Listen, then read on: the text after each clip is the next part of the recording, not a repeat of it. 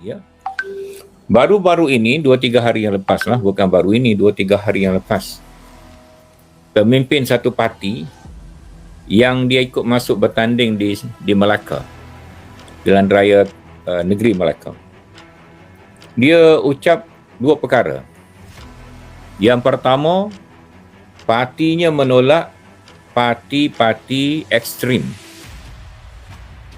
Yang kedua, rakyat Melaka kena undi parti dia bersekali dengan kawan-kawan lain dia dalam Perikatan Nasional untuk bawa perubahan. Ya. Dua perkara ni. Nak bawa perubahan satu, parti lain yang bertanding di Melaka itu melampau. Ekstrim. Mari kita fikirkan kenyataan pemimpin tersebut ini. Kalau dia kata parti lain tu melampau, termasuklah parti UMNO yang dia ada bersama dalam Muafakat Nasional, dan dia tinggal UMNO dalam Muafakat Nasional, memilih Perikatan Nasional dengan bersatu, kononnya kerana parti-parti lain itu termasuk UMNO adalah melampau. Betul ke tidak kenyataan itu, ya? Kalau betul UMNO ni melampau, dia kena lawan sampai kena letak calon berlawan dengan UMNO dalam pilihan raya di Melaka. Macam mana dia boleh join kerajaan UMNO di peringkat persekutuan? Join kerajaan UMNO di Johor. Ya. Join kerajaan UMNO ataupun bersama dengan UMNO buat kerajaan di Kedah di peringkat Putrajaya. Sepatutnya kalaulah sampai kena lawan dalam pilihan raya parti itu parti melampau, maka dia kena tinggalkan parti tersebut, tidak bersama-sama dalam apa jua bentuk. Ya. Yang kedua, bila dia tahu yang parti UMNO ni melampau? Bila? Semalam, kemarin, hari ini? 2-3 minggu lepas, dia masih dengan UMNO. Ya. Dia masih dalam Muafakat Nasional. Ya. Dan dia membentuk kerjasama dengan UMNO tumbangkan kerajaan PH. Masa tu, adakah dia tak tahu UMNO ni melampau? Apa yang melampau tu? Melampau apa dia? Bab rasuah, langsung dia tak sentuh. Pemimpin UMNO rasuah, dia tak sentuh. Ya. Kerana dalam masa dia menumbangkan kerajaan PH, dia telah bekerjasama dengan UMNO yang mempunyai pemimpin-pemimpin rasuah. Kalau dia sentuh, dia macam ludah ke langit jatuh ke muka dia sendiri. Ini yang kita kata menyalahi kebenaran. Berapa kali pusing dah. Ya. Dulu bersama dengan UMNO kerana nak menjaga kepentingan Melayu Islam. Tapi bila berlawan sama sendiri di Melaka, kita nak tanya, Datuk Seri Zahid Hamidi, Presiden UMNO, Islam ke tidak? Presiden PAS, Datuk Seri Abdul Hadi Awang, Islam ke tidak? Presiden Bersatu, Tan Sri Muhyiddin, Islam ke tidak? Tiga-tiga pemimpin parti, tiga parti ini Islam. Kenapa tak boleh duduk berbincang? Kenapa tak, kalau Islam ni terancam, Melayu ni terancam, Melayu dan Islam ini nak dijaga betul-betul kononnya, kenapa tiga pemimpin Islam ini tak boleh duduk bincang bersatu satu sama lain? Jawabnya kerana konon-kononnya berjuang Islam Melayu itu hanyalah nak tipu rakyat jelata saja. Nak memperdayakan para pengundi orang kampung saja. Yang sebenarnya nak pada kuasa, nak kepada pangkat, nak pada menteri, nak jadi duta khas, nak mengaut kekayaan dengan jawatan politik. Itu saja. Ya. Ini bukan kebenaran. Ini pembohongan, ya. Dan kemudian Kalau sokong Perikatan Nasional akan bawa perubahan. Melaka akan dapat perubahan. Kalau perubahan itu ada, takkanlah saudara Zaidi dan 2-3 malam lepas Pak Chu daripada ahli PAS sepanjang masa tiba-tiba tinggalkan PAS. Kelantan ni diperintah oleh PAS sekarang ni. Apa perubahan yang PAS bawa di Kelantan? Tolong senaraikan lepas pada Tok Guru mati, apa perubahan yang kerajaan Kelantan bawa? Tolong senaraikan. Terengganu, apa perubahan yang berbeza daripada masa Datuk Ahmad Said jadi Menteri Besar? Apa perubahan? Di Kedah, apa perubahan? Dalam kerajaan Malaysia sekarang, PAS menjadi sebahagian daripada kabinet. Apa perubahan yang dia bawa? Hutang negara lagi besar. Kita kena berhutang kerana nak bayar hutang, ya. Pemimpin hidup mewah walaupun rakyat susah lebih dahsyat daripada zaman dulu. Ya. Rakyat lebih menderita. Dan sekarang pasaran saham kita crash kerana salah polisi yang dibentuk oleh PAS dan kawan-kawan dia. Apa perubahannya? Mana dia perubahan?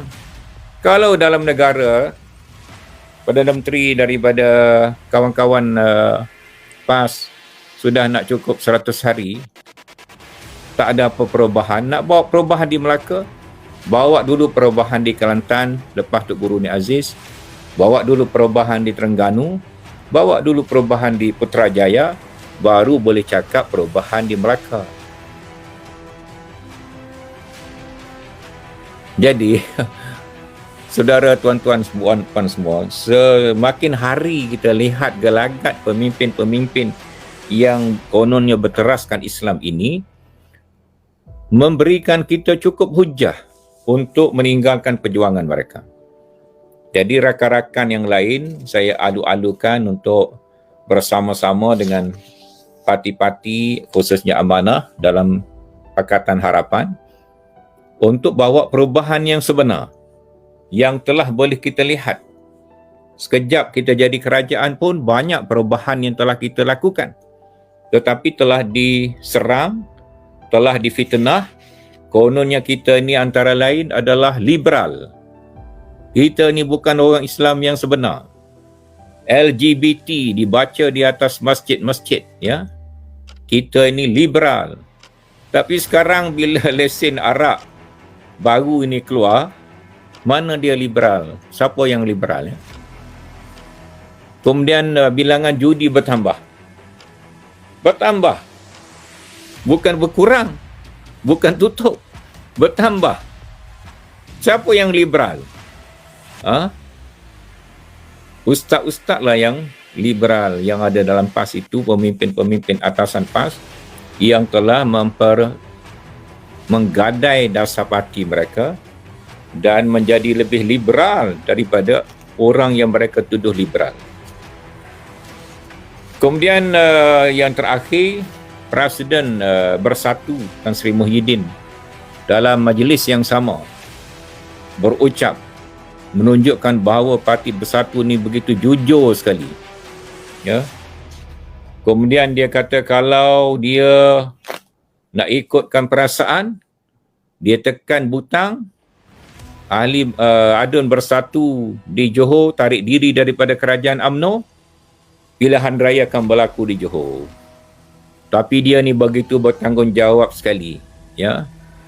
Tak nak berlaku pembubaran DUN Johor menyebabkan pilihan raya. Dan kemudian dijawab oleh Fuad Zarkashi hari ini dan Datuk Syahril Samad, sebenarnya bukan jujur, ya.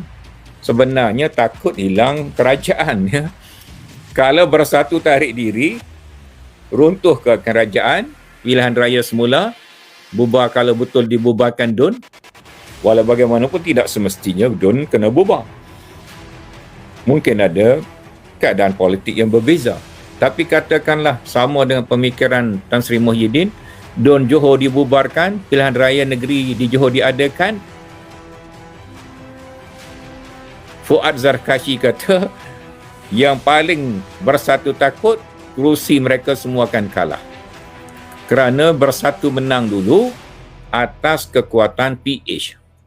Bukan kekuatan bersatu secara bersendirian. Dan PAS di Johor dan di Melaka tak boleh nak tolong bersatu, ya. Oleh kerana takut mereka hilang kerajaan di Johor, maka konon-kononnya dia tak akan tekan Swiss, tak akan tekan butang untuk membolehkan adun bersatu keluar daripada kerajaan Johor. Jadi ini semua drama-drama politik yang merugikan rakyat, ya. Selepas kerajaan PH ditumbangkan, politik negara kita sudah menjadi cacah barbar seperti ini dan PAS menjadi sebahagian daripada kekacauan politik yang berlaku dalam negara kita pada hari ini. Jadi saudara Zaidi keluar PAS nak masuk amanah, saya harap akan diikuti oleh kawan-kawan kita yang lain, dan saya juga menerima permohonan hampir tiap-tiap hari, walaupun sekarang masih ada sekatan-sekatan, tetapi orang-orang yang datang jumpa saya ataupun telefon saya, berhubung dengan saya di seluruh Kelantan ada hampir setiap hari untuk mengadakan majlis seperti ini. Tapi saya beritahu kita buat pelan-pelan, ya. Jangan tak buat langsung. Kalau tak buat langsung macam tak ada langsung pergerakan, dan luahan hati rakyat kita kena ikut juga. Kita tak boleh pakai kita sendiri saja. Rakyat pun nak tunjuk apa yang ada dalam hati dia. Tetapi kita tak boleh laju sangat. Pilihan raya kita tak tahu bila. Ya, kita buat sedang-sedang, 2-3 hari satu majlis, 2-3 hari satu majlis, insya-Allah. Dengan cara ini sedikit sebanyak gelombang kebangkitan rakyat Kelantan dapat dibina, dan insya-Allah dengan cara itu hasrat rakyat untuk melihat pentadbiran yang mengambil berat kebajikan mereka, pemimpin yang benar-benar bertungkus lumus menjaga kebajikan rakyat, tidak pemimpin yang duduk saja ala kadar, yang tak nampak apa-apa perubahan, yang telah mengaut kemewahan pada masa rakyat berada dalam susah. Ya, rakyat tengah susah, dia tukar kereta. Rakyat tengah susah, dia naik gaji. Rakyat tengah susah, dia dapat peruntukan itu ini. Jadi ini bertentangan dengan apa yang dilaungkan oleh pemimpin ataupun dididik oleh pemimpin PAS yang terdahulu. Pemimpin mesti hidup sederhana. Pemimpin mesti berkorban untuk rakyat. Pemimpin mesti bersungguh-sungguh membawa kemajuan kepada rakyat. Pemimpin kena ambil berat hak rakyat. Pemimpin kena mendahulukan rakyat, kena membawa kemajuan kepada rakyat dari segi peluang kerja, mengatasi masalah sosial, mengatasi masalah-masalah yang dihadapi oleh rakyat. Kalau pemimpin itu sudah tidak lagi mampu, memang rakyat boleh tukar pemimpin itu. Ya, jangan bimbang, kena tukar. Jangan rasa bersalah. Tak tukar itu salah, ya. Jadi kita jumpa pada peluang yang lain, insya-Allah 2-3 atau 4 malam, 3-4 malam yang akan datang, dan malam-malam yang seterusnya. Saya ucap terima kasih kepada saudara-saudara semua. Saya harap saudara boleh cekal, kerana mungkin tekanan-tekanan akan dilakukan. Ya, tekanan-tekanan akan dilakukan kerana Kelantan adalah kubu kuat PAS dan meranti pula antara kubu yang terkuat di Kelantan. Tetapi insya-Allah dengan keazaman semua lapisan rakyat, kita boleh membawa sinar baru kepada negeri Kelantan. Sekian, wassalamualaikum warahmatullahi wabarakatuh.